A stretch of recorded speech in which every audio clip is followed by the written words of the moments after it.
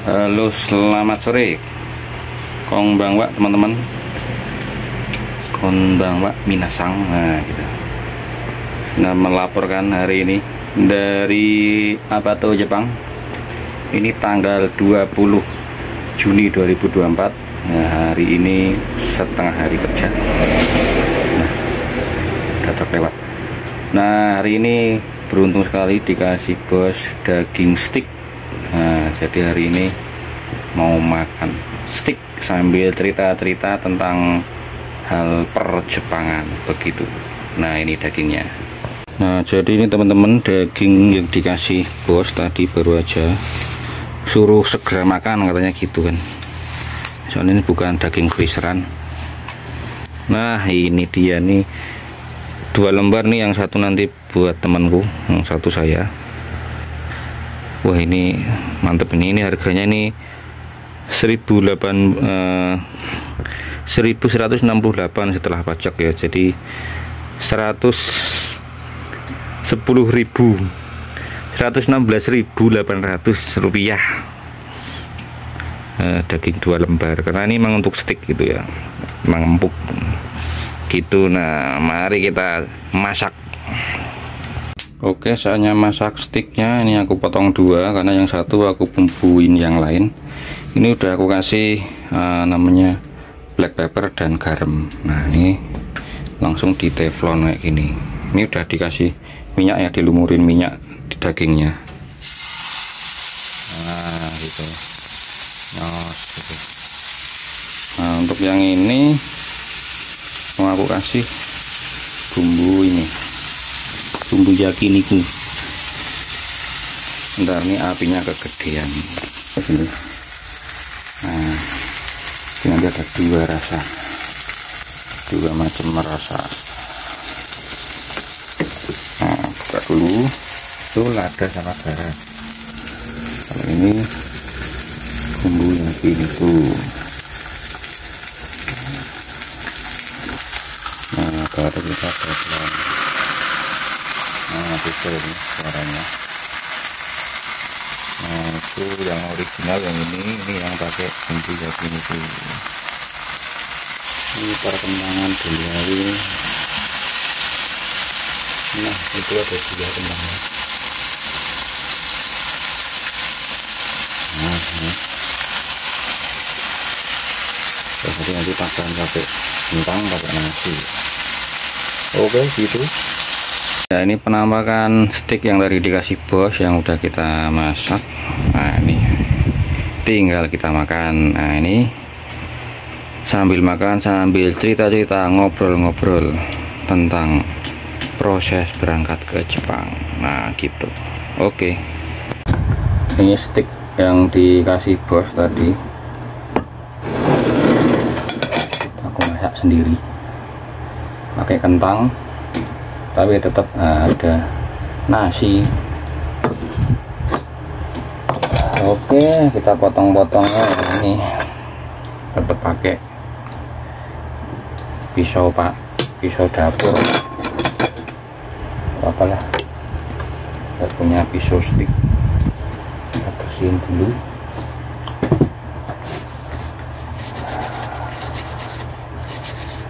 Oke, makan steak pakai pisau dapur. Oke, mari kita makan.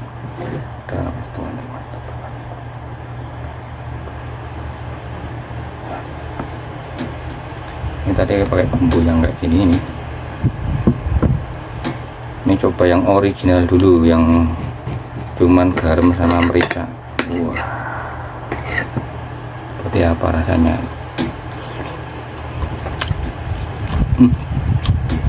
Mantap, steaknya empuk.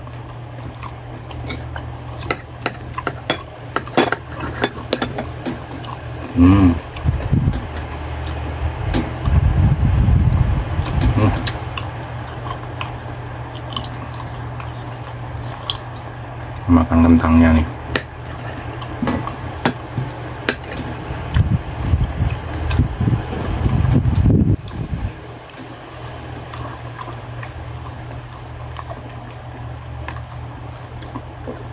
steaknya itu, daging steak itu emang agak beda sih, mahal emang. Jadi masanya simpel tadi, di teflon gitu bentar, pakai black pepper sama garam atau bumbu yakiniku, bumbu khusus bakar juga bisa, tapi jangan lama-lama. Terus jangan salah daging, jangan daging yang buat rendang di steak, alot.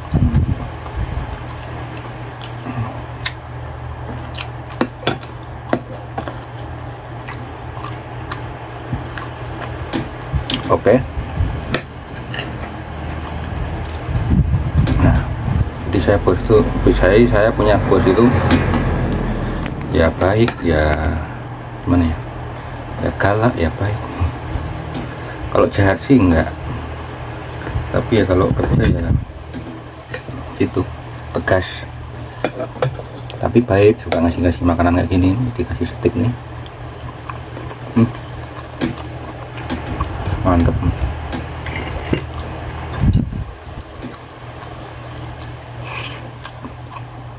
Pakai nasi ya, kentang pakai nasi.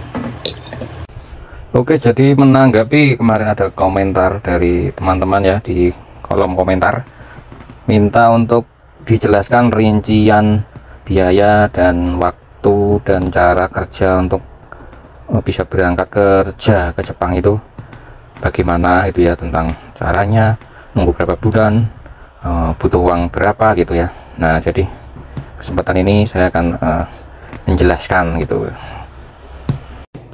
Oke, jadi teman-teman, ini aku akan menjelaskan bagaimana biaya atau proses dan sebagainya, syarat-syaratnya untuk kita itu bisa kerja ke Jepang ya, melalui jalur misalkan magang atau Tokutei Gino gitu, atau jalur keahlian kalau Tokutei Gino itu ya. Maaf ini agak berisik karena memang deket jalan dan lagi panas, aku pakai kipas angin gitu.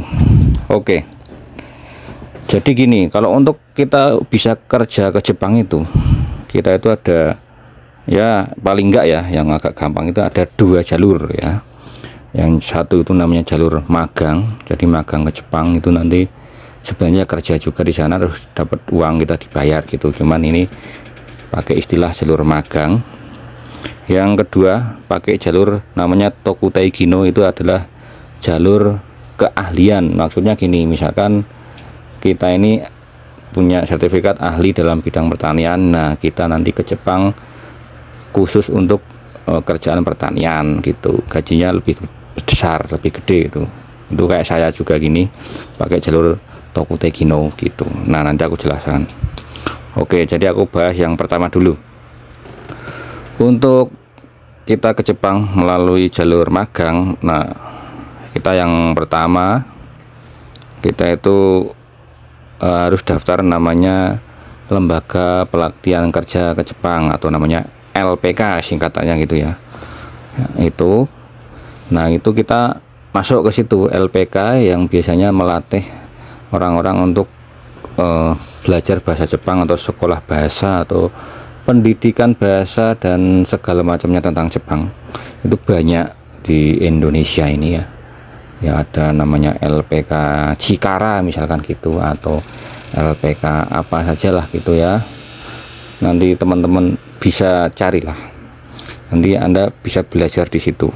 Nah, itu biasanya belajar bahasa sambil, nah dari LPK Lembaga Pelatihan Kerja itu, sambil kita belajar bahasa dan pendidikan dan lainnya itu ya, ada namanya nanti tentang kehidupan Jepang, apa namanya, tata krama dan sebagainya, itu kita nanti sambil tes, yaitu tes untuk namanya lembaga pengirim ke Jepang. Nah, ini beda lagi, atau namanya SO ya.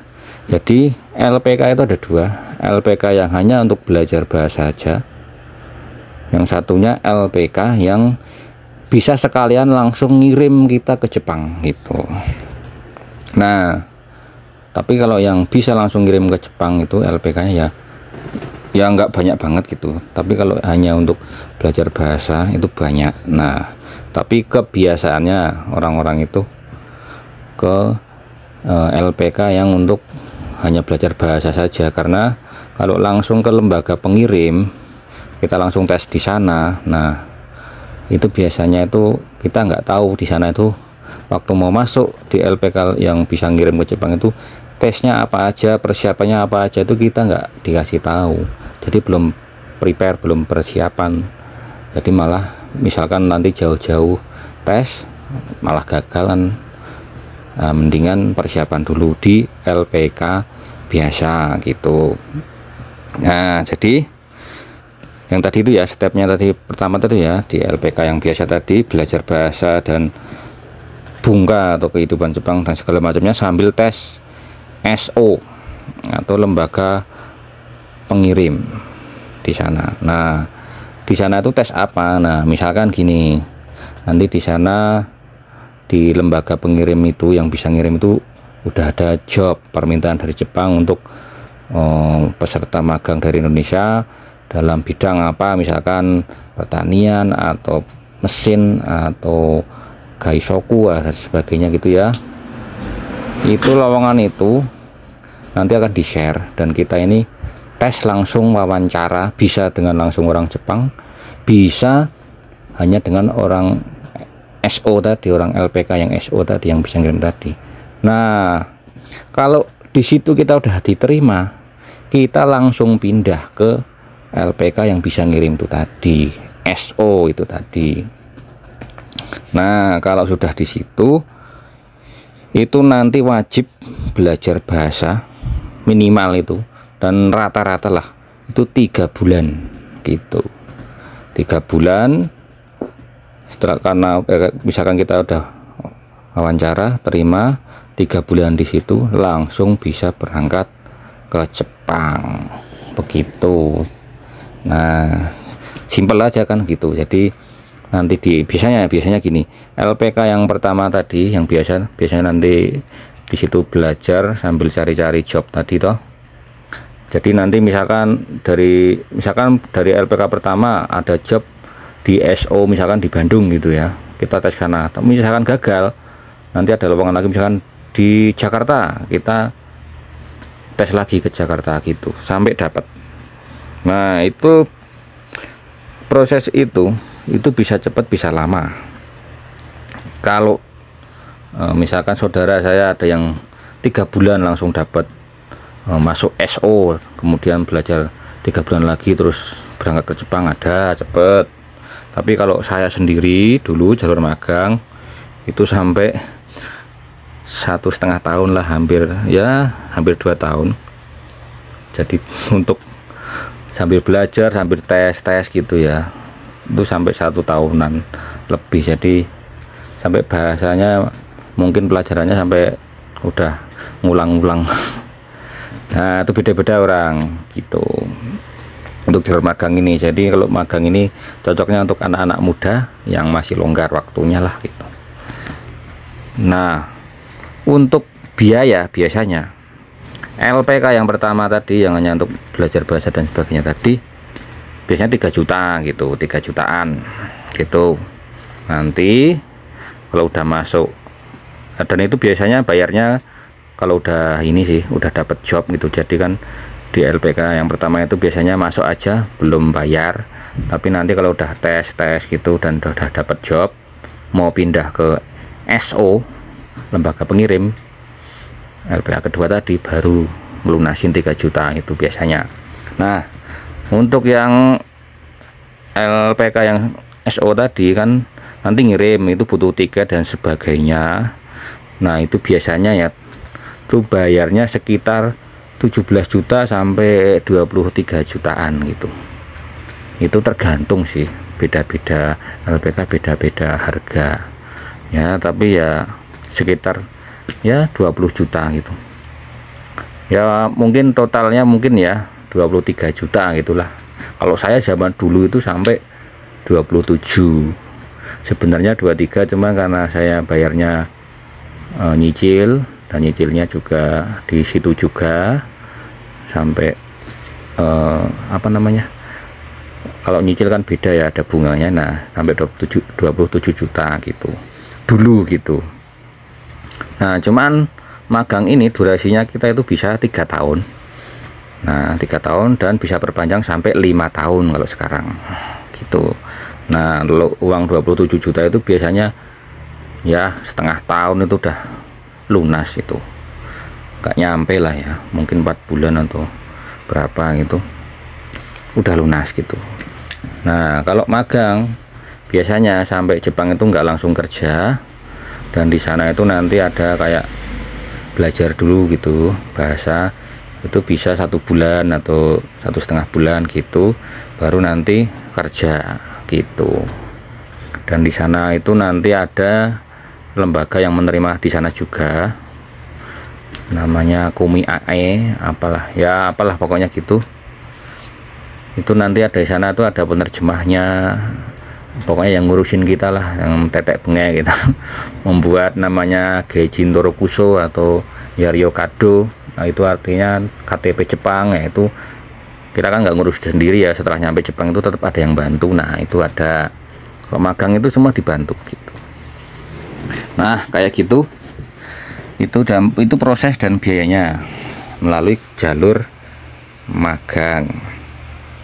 Kemudian untuk yang kedua itu melalui jalur Tokutei Gino atau jalur keahlian. Nah jadi misalkan saya ini udah dari Jepang balik lagi ke Indonesia, terus pengen kembali ke Jepang, itu nggak bisa langsung balik, karena meskipun saya dari Jepang, karena syarat-syarat untuk Tokutei Gino ini, yang pertama itu harus mempunyai sertifikat bahasa. Nah itu kita itu ada namanya ujian, levelnya tuh ada 1 sampai 5 ya toh. Nah kita itu kalau mau kerja ke Jepang Tokutei Gino itu hanya di level 4 aja boleh ya. Di bawahnya 4 sedikit ada namanya, bukan N5 ya, jadi N4 itu level bahasa yang standar.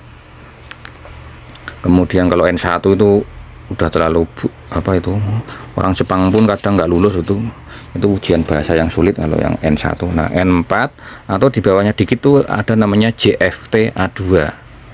Nah kita bisa buka, nanti linknya ada, namanya Prometic gitu ya. Nanti ada caranya, cari di YouTube juga banyak cara membuat N4 atau cara membuat JFT A2 gitu. Nah di antara dua itu yang paling gampang JFT A2. Nah N4 itu di atasnya dikit cuman gitu, lebih sulit dikit gitu. Nah itu nanti tes dan itu bayar sekitar 500.000 lah kira-kira gitu. Nah nanti kalau udah tes, udah lulus, udah punya sertifikat N4. Yang kedua harus punya sertifikat keahlian yang pengen kita tuju. Contohnya pengen ke pertanian ya, kita bikin yang namanya SSW pertanian gitu. Nah atau kalau mau mesin namanya ada SSW Kikai Koku gitu.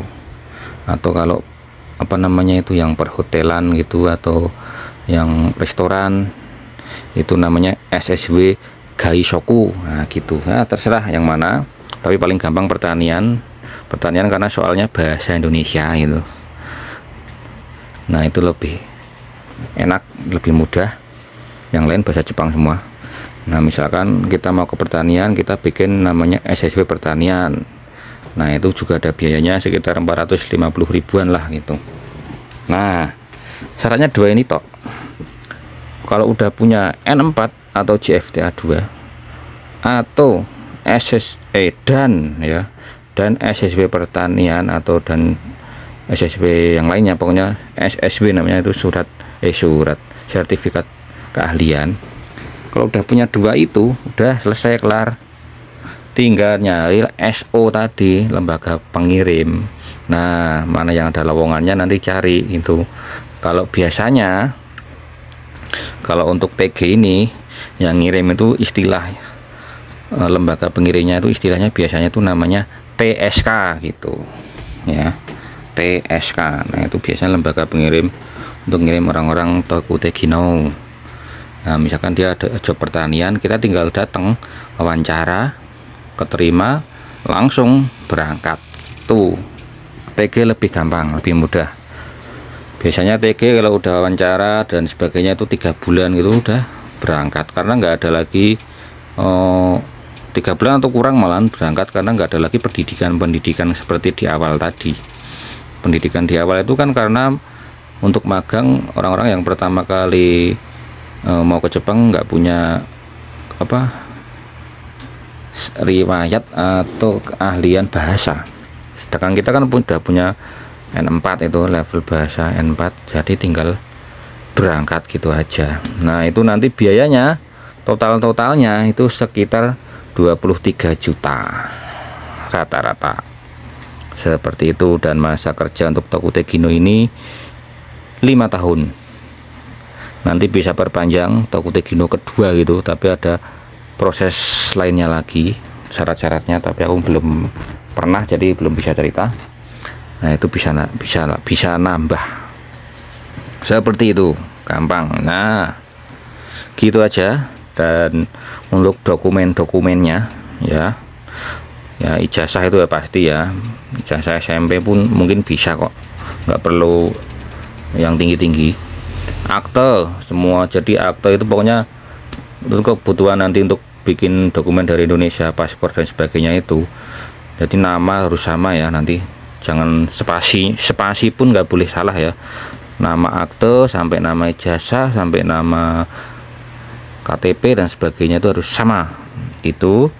Nah kemudian nanti dokumennya ada surat izin orang tua atau surat pernyataan juga ada, nanti ada 2, surat pernyataan dan surat izin itu. Nah kalau yang udah berkeluarga nanti surat izin suami atau surat izin istri, kalau yang belum berkeluarga itu surat izin orang tua. Nah ini penting, ini kan nanti untuk membuat yang namanya EKTKLN. EKTKLN itu adalah KTP-nya orang Indonesia, data-datanya yang ingin ke luar negeri. Nah itu beda sama visa sama paspor loh, ini namanya EKTKLN. Kalau udah bisa bikin EKTKLN ini, nanti baru bisa bikin visa gitu. Kalau paspor itu paspor bikin kapan aja bisa, biayanya cuma 350.000. Nah untuk surat pernyataan tadi atau surat izinnya tadi tidak boleh salah. Kalau udah berkeluarga nggak boleh surat izinnya surat izin orang tua gitu, nggak boleh, harus surat izin suami atau istri, karena kalau sampai salah nanti buang-buang waktu, suruh balik lagi gitu. Itu yang saya alami gitu. Nah itu aja dokumennya, jadi nggak ribet-ribet, yang penting ya duitnya ada gitu untuk berangkat. Oke gitu aja informasinya, terima kasih.